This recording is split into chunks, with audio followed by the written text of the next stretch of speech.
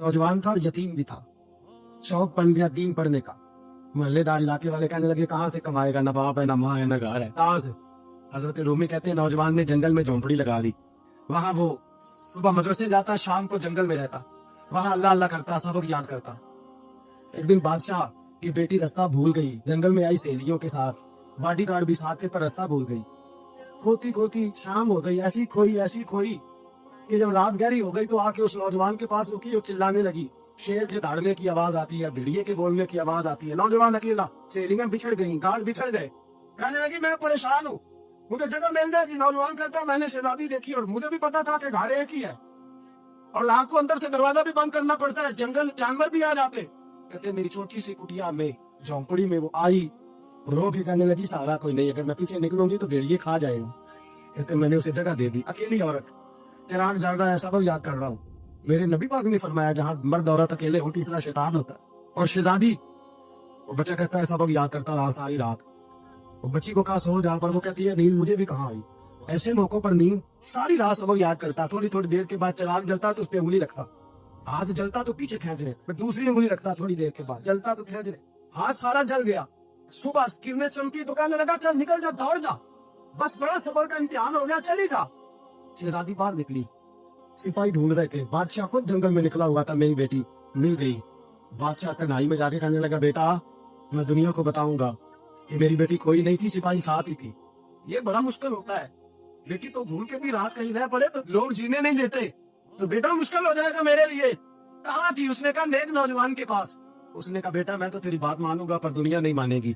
अगर उस नौजवान ने किसी को बता दिया कि तू उसके पास थी तो फिर लोग मेरा जीना मुहाल कर देंगे। बेटा मैं मर जाऊंगा, मेरी मजबूरी ये है कि वो कहीं राज ना उगल दे, वो नौजवान, उसे कत्ल करना पड़ेगा। औरत ने मिन्नतें की, उस बेटी ने कहा मेरे मौसम को मारोगे, रोई। और वो कहने लगा मैं बादशाह हूँ, मेरा अपना विकार है, मैं उसको छोड़ नहीं सकता। गिरफ्तार कर लाए सिपाही, वक्त तय हो गया सदा का। अकेले कारकोठरी में रखा गया, जो उसके खास एतबार वाले थे उनकी ड्यूटी लगाई। बादशाह ने बुलाया, पहले बिलम आया और कहने लगी, बेटी कहने लगी एक दफा तो बुलाओ ना, एक सवाल बस पर्दे में रह के पूछना है और फिर जवाब का जी चाहे मेरे मौसम को मानना तो है, तो मर्जी आपकी। सामने खड़ा किया, नौजवान पर्दे के पीछे औरत खड़ी हो गई। बादशाह बीच बैठ गया। बीबी कहने लगी सारी रात बेदार मैं भी रही, सोया तू भी नहीं। वो जो तू चिराग के करीब हाथ लगा के जलाता था वो समझ नहीं आई। नौजवान रो पड़ा, कहने लगा क्या करूं, मैंने रसूलुल्लाह का दीन पढ़ा है, क्या करूं, मैंने हुजूर का दीन पढ़ा है।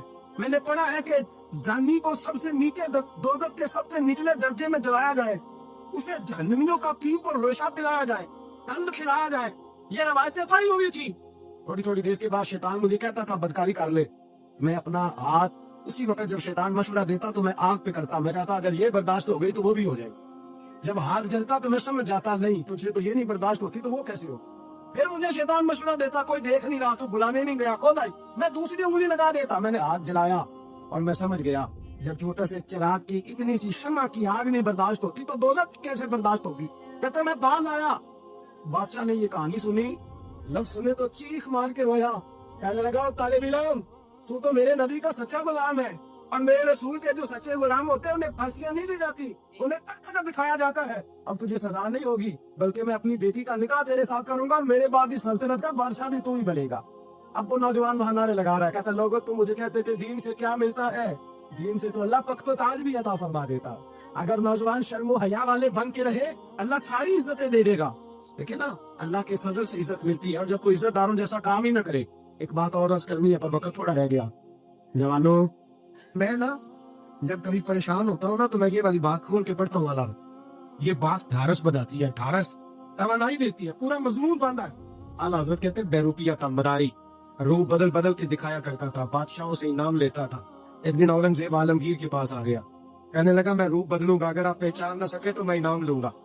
आपने फरमाया मैं कोई ऐसे वैसा बादशाह नहीं, कहा मुझे धोखा देना मुश्किल है, कहा नहीं मैं रूप बदलूंगा। हजरत औरंगजेब आलमगीर बड़े नेक बादशाह गुजरे, बड़े परहेजगार। वो बेरूपिया कहने लगा मैं रूप बदलूंगा, आप नहीं पहचान सकेंगे। फरमाया चल जितना तेरे अंदर जोर है लगा ले। हजरत ने ऐलान किया कि मैंने फौजी भर्ती कर दे, 2 माह के बाद टेस्ट होगा। वो 2 महीने दौड़ता रहा, रंग रूप बनाता रहा, आया टेस्ट देने, 2-3 सिपाहियों का इम्तिहान लिया, उसकी बारी आई तो 10 रुपए दिए, कहने लगे तेरे आने जाने का किराया मैंने तुझे पहचान लिया है। कुछ दिनों के बाद जाने लगे सफर पर तो भिखारी आ गए खैरात मांगने, उसने भी सारे मुंह पर स्याही मल ली, कपड़े फाड़ लिए, सर के बाल मुड़ा लिए, भवे तक कटा ली, बदरंग होके आया, कासा आगे किया तो हजरत ने 10 रुपए डाले, कहने लगे तेरे आने जाने का किराया मैंने पहचान लिया है। उस दिन गुजरे तो टीचर की जरूरत थी, उसने मुंह से बड़ी कर ली, दाढ़ी नकली लगा ली, सर पे जिना कैप पहन ली, एक शेरवानी ले ली और हाथ में छड़ी पकड़ के आया। कहने लगा मैं उस्ताद हूँ, 2-4 बंदों का इम्तिहान लिया, उसकी बारी आई तो 5 रुपए दिए, 10 रुपए दिए, का तेरा किराया मैंने पहचान लिया। 2 साल गुजर गए, वो जब भी आता हजरत पहचान लेते। एक दिन सफर पे जा रहे थे, बहुत बड़ा लश्कर था, जिहाद करने जा रहे थे औरंगजेब आलमगीर। तो देखा एक पहाड़ी है, पहाड़ी पे लोग जा भी रहे हैं आ भी रहे। औरंगजेब आलमगीर पूछने लगे यहाँ क्या है? कहने लगे बाबा जी बैठे हैं दुआ करते हैं, अल्लाह के नेक बंदे हैं। औरंगजेब कहने लगे यार पुराने लोग सारे ही अल्लाह वालों को मानते, ये भी मुसीबत आई है जितनी नहीं आई है, सारे लोग ही मानते। कहने लगे जरा मैं दुआ न कराऊं, बच्चे काम जा रहा हूँ। औरंगजेब बादशाह थे, बादशाह लोग नाजुक मिजाज होते हैं, घोड़े से उतरे, बड़ी मुश्किल से पहाड़ी पे चढ़े, ऊपर गए तो लाइन लगी है, बाबा जी गाड़ में बैठे। कहने लगे मैंने मिलना, मैं औरंगजेब हूँ। उन्होंने कहा हमारा बाबा उस तरह का पीर नहीं कि अमीर आए तो रंग और हो, गरीब आए तो और हो, यहाँ अगर मिलना है तो लाइन में लग जाओ, सब एक जैसे। अब लाइन में खड़े हो गए, 50 आदमी आगे थे, कहते 51वां नंबर था। थक गया धूप में खड़ा खड़ा, जब मैं पहुंचा गाल के दाने तो मैंने बाबा जी के चेहरे पर नजर डाली तो बड़ा नूरानी चेहरा, बड़ी खूबसूरत लबो लहजा। मैंने कहा मेरे जैसा आदमी भी पगड़ी बांध दे तो अच्छा लगने लग जाता है, बड़ा खूबसूरत अंदाज। कहते हैं मैं उनके पास अक्का की हालत में बैठ गया। मैंने कहा हुजूर मैं जा रहा हूँ जिहाद करने, दुआ करना। बुजुर्गों ने हाथ उठाए, अल्लाह इसकी मदद फरमा, दीन को गलबा अता फरमा, इसे दीन का सच्चा पक्का सिपाही बना। फिर थपकी दी, 2-4 नसीहतें निकाल डाली, देखना जुल्म न करना, ज्यादती न करना, जब तू जीत कर न करना, गुरूर न करना, नसीहतें भी कर दी। कहते अब जब मैं उठा तो 2-4 किताब बतौरे नजराना मुसल्ले के नीचे रखी और उल्टे कदम जब मैं गाड़ से उतरा, उन्होंने रुमाल झाड़ा, उठ के खड़े हो गए। कहने लगे आज नहीं तूने पहचाना, आज नहीं तूने पहचाना, मेरा इनाम बनता है, आज नहीं पहचाना, ला पैसे। और कहने लगा यार तूने हद कर दी, कहाँ चढ़ा कहाँ खड़ा रहा, धूप में थक गया, कमाल कर दी भाई तूने। बता तू क्या लेगा, तू जल्दी बता, कितने लोग पीछे धूप में खड़े हैं, लश्कर सारा खड़ा है, क्या देगा? उसने कहा सबसे कीमती हीरे वो है जो तेरे सर के ताज में लगेंगे, मुझे तेरा ताज चाहिए। तो भाइयों सुनना और याद रखना, मेरे आला हजरत कहते हैं बादशाह ने सर के ऊपर से ताज उतारा, बहरूपिये के कदमों में रखा और कहने लगे ये ले, और ये तो तेरा मांगने पर मैंने दिया है ना, मैं वापस आता हूँ तो आना, मैं अपनी मर्जी से भी तुझे दूंगा। तूने औरंगजेब जैसे बंदे को धोखा दिया, आना मैं उस वक्त भी दूंगा। वो देख बस बात खत्म हो गई, अब हो गई। देख कर कहते हैं जब मैं पलटा ना वापिस, बहरूपिये ने आवाज दी बादशाह ठहर जा। तो मैंने पलट के देखा तो कहने लगे अपना ताज ले जा, उठा और ले जा। मैंने कहा 2 साल बीत गए, तुझे मेहनत करके आज काबू आया तो ले जाओ। कहने लगा ले जा, मसला समझ में आ गया। मैंने कहा मुझे भी तो समझाना। कहते वो फूट फूट के रोया, कि आंखें बरस पड़ी, सैलाब की तरह आंसू बह निकले, तड़पा और रो के कहने लगा बादशाह मैंने झूठ मूठ रसूलुल्लाह की गुलामी इख्तियार की थी, झूठ मूठ की दाढ़ी, झूठ मूठ की पगड़ी, झूठ मूठ का फकर, मैंने झूठ मूठ नबी पाक का लिबास पहना है, तो तेरे जैसे बादशाहों के ताज मेरे कदमों में आ गए हैं। अगर मैं सचमुच रसूलुल्लाह का गुलाम बनूंगा तो अल्लाह क्या कुछ अता फरमाए, ना कितनी नेमतों से नवाजे। मेरे आला क्या फरमाते हैं, आला फरमाते हैं फरिश्ते भी करते हैं ताज़ीम मेरी। कौन जी? अल्लाह ऐसा अकीदा भी कम मिलेगा जो बरेली के इमाम का अकीदा है, ऐसा भी कम। कहते हैं फरिश्ते भी करते हैं ताज़ीम मेरी, क्यों? फरमाने लगे फिदा होके उन पर ये इज्जत मिली। बगदाद के दरवेश आलिम थे, तो वो जब भी नमाज पढ़ाते ना तो किसी ताजर की 2 बीवियों के बारे में दुआ मांगते। तो जो है मेरी बात पर, नमाज पढ़ाते तो कहते अल्लाह उस ताजर की 2 बीवियों को अपनी खास रहमतें अता फरमा। एक दिन लोग उनके गिर इकट्ठे हो गए, कहने लगे बाबा जी बताएं तो सही वो बीवियां कौन थी जिनके लिए आप दुआ मांगते? तो फरमाने लगे मेरे शहर का एक ताजर था, बहुत बड़ा ताजर था, मालदार था पर बे औलाद था। उसे बगदाद से मुल्क के शाम जाना पड़ता था तिजारत करने, और कई कई महीने उसे शाम के मुल्क में रहना पड़ता था। उसने इस तरह किया कि वहां भी एक शादी कर ली। तो जो है ना मेरी बात पर, क्या कर लिया उसने? दूसरी शादी करना मर्द के लिए जायज है, तीसरी करना भी, चौथी करना भी भैया का वक्त, मगर अगर इंसाफ कर सके तो। अगर चारों में हम ना आधा मसला सुनते हैं और आधा ही बयान करते हैं। अगर इंसाफ ना कर सके फिर उसके लिए 4 जायज है, फिर वो 1 ही रखेगा। तो अजीज दोस्त, दूसरा निकाह कर लिया, शादी हो गई। अब वो वहां कुछ ज्यादा वक्त गुजारने लगा, मालदार आदमी का, बीवी को मकान भी लेके दे दिया। अब वो देर से आता वापिस, और जब आता भी तो उसके वो वाले अंदाज ना होते जो पहले हुआ करते थे। अब बीवी से बड़ा जासूस भी कोई नहीं होता, उसको तो पहले पता चल जाता है कि माजरा क्या है, उसे बड़ी खबर होती है। تو اسے محسوس کر لیا کہ بدلے بدلے سے میری سرکار نظر آتے. وہ کہنے لگی اب کہ جب آتا جاتا ہے تو اس کے حالات کچھ بدلے بدلے سے ہیں، ماحول کچھ اور ہے. اس نے ایک بوڑھا آدمی جو اس کا عزیز بھی تھا اور سمجھدار بھی تھا اس کو تیار کیا. کہنے لگی اب کہ جب ملک کے شام جائے نا تو اس کا پیچھا کرنا اور خبر کرنا کہ کہاں رہتا ہے، کہاں جاتا ہے، کیا کرتا ہے. وہ بوڑھے بزرگ جو تھے وہ خاتون کے کہنے پر کچھ اس نے کرایہ بھی دیا.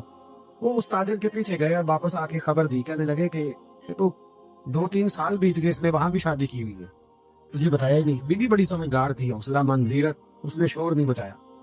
اس نے کہا کہ میں نا اب جب آئے گا نا تو طریقے سے بات کروں گی اور پوچھوں گی کہ ایسا کیوں کیا.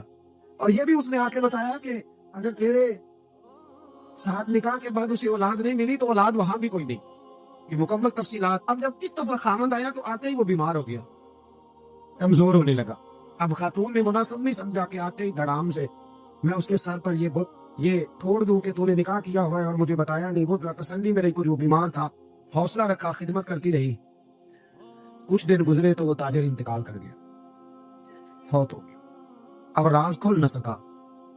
عدت گزاری اور جب سارا مال جمع کیا نا تو اشرفیوں کی بوریاں بھر گئی. سارا مال اس بی بی کا، 4 بوریوں میں اشرفیاں، 4. یہاں تو پیٹ کا دوزخ ہے، معاذ اللہ، بھرتا ہی نہیں.